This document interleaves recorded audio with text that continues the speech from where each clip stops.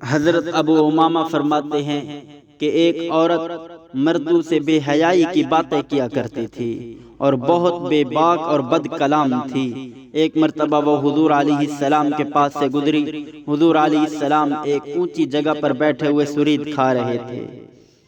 اس پر اس عورت نے کہا کہ انہیں دیکھو، ایسے بیٹھے ہوئے ہیں جیسے غلام بیٹھتا ہے، ایسے کھا رہے ہیں جیسے غلام کھاتا ہے۔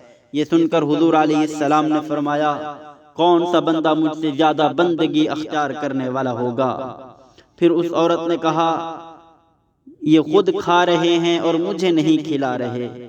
حضور علیہ السلام نے فرمایا، تو بھی کھا لے۔ اس نے کہا، مجھے اپنے ہاتھ سے عطا فرمائے۔ حضور علیہ السلام نے اس کو دیا تو اس نے کہا، جو آپ کے منہ میں ہے اس میں سے دے۔ حضور علیہ السلام نے اس میں سے دیا جسے اس نے کھا لیا۔ اس کھانے کی برکت سے اس پر شرم و حیا غالب آ گئی اور اس کے بعد اپنے انتقال تک کسی سے بے حیائی کی کوئی بات نہ کی۔ حضور علیہ السلام کے منہ کے لقمے کی برکت سے بے حیا عورت با حیا بن گئی۔